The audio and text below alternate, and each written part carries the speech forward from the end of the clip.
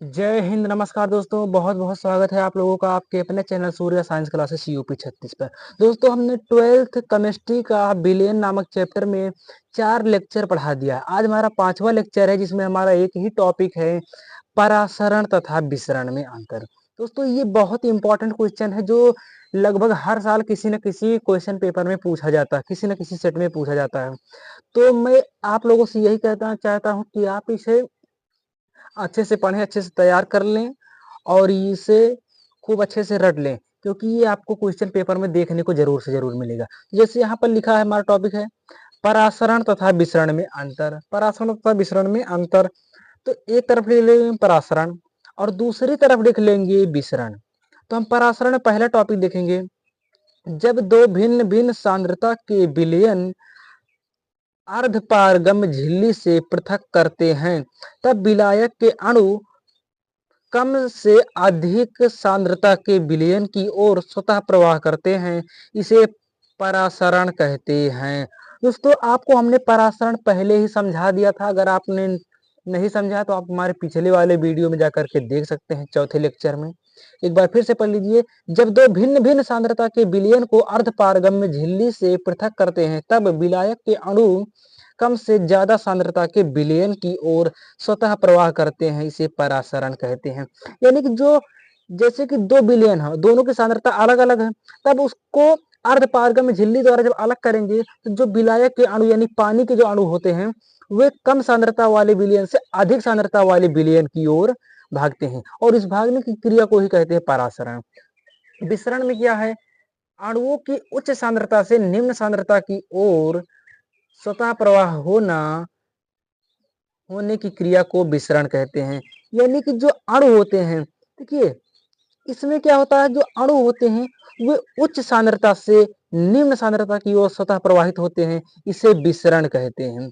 दूसरा है, इसके एसपीएम की आवश्यकता होती है। यानी कि परासरण क्रिया में एसपीएम यानी अर्धपारगम्य झिल्ली की आवश्यकता पड़ती है। विसरण, इसके लिए एसपीएम की आवश्यकता नहीं पड़ती। यानी कि विसरण के लिए किसी भी एसपीएम या अर्धपारगम्य झिल्ली की आवश्यकता नहीं पड़ती है। परासरण में तीसरा पॉइंट है, केवल विलायक के अणु गति करते हैं। यानी कि जो परासरण की क्रिया होती है, तो इसमें केवल विलायक के ही अणु गति करते हैं, जबकि विलेय के अणु गति नहीं करते हैं। और विसरण में तीसरा पॉइंट है, विलेय तथा विलायक दोनों के अणु गति करते हैं। यानी कि परासरण में केवल विलायक के अणु गति करते हैं और विसरण में विलेय तथा विलायक दोनों के अणु गति करते हैं।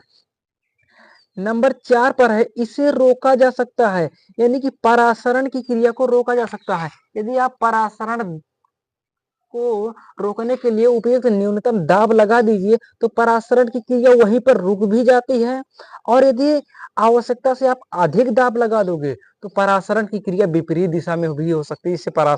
इसे प्रतिलोम परासरण कहते हैं। हमें ये सब वीडियो पिछले वाले वीडियो में पढ़ाया है, आप जाकर पढ़ सकते हैं।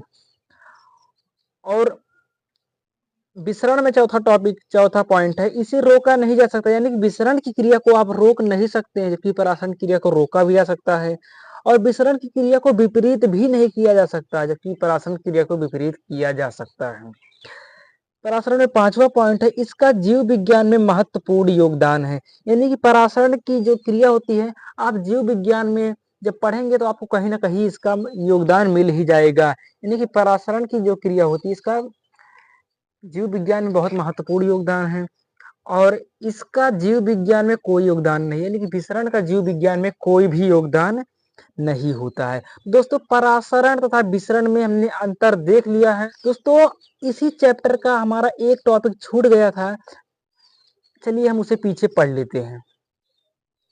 यहाँ पर है समपरासरी विलयन। दोस्तों, हमारा ये चैप्टर आज पूरा हो जाएगा, बस यही एक टॉपिक बीच में छूट गया था। समपरासरी विलयन क्या है? ठीक है, स्थिर ताप पर जब किन्हीं दो विलयनों का परासरण दाब समान होता है, तब इसे समपरासरी विलयन कहते हैं। जब दो समपरासरी विलयन को एसपीएम द्वारा पृथक करते हैं, तब परासरण की क्रिया नहीं होती है। देखिए, स्थिर ताप पर जब किन्हीं दो विलयनों का परासरण दाब समान होता है, तब इसे समपरासरी विलयन कहते हैं। देखिए, जब तापमान स्थिर हो, तब यदि दो विलयन आप लीजिए, अगर दोनों विलयनों का परासरण दाब समान है, पहले विलयन का भी परासरण दाब और दूसरे विलयन का परासरण दाब यदि एक समान है, तब इसे समपराशरी विलयन कहेंगे। और जब दोनों में परासरण दाब समान है, तो अगर आप उसे अर्धपारगम झिल्ली द्वारा अलग करोगे, तब उसमें परासरण की क्रिया नहीं होगी, यानी कि विलायक के अणु किसी ओर नहीं जाएंगे, क्योंकि जब विलायक के जो अणु होते हैं वे कम सांद्रता से अधिक सांद्रता की ओर जाते हैं, लेकिन इसमें तो दोनों में सांद्रता परासरण दाब सब बराबर है, तो फिर परासरण की क्रिया नहीं होगी। एक बार फिर से पढ़ लेते हैं। स्थिर ताप पर जब किन्हीं दो विलयनों का परासरण दाब समान होता है, तब इसे समपराशरी विलयन कहते हैं। जब दो समपराशरी विलयन को एसपीएम द्वारा पृथक करते हैं, तब इसे परासरण की क्रिया नहीं होती है। दोस्तों, एसपीएम का मतलब अर्धपारगम्य झिल्ली होता है।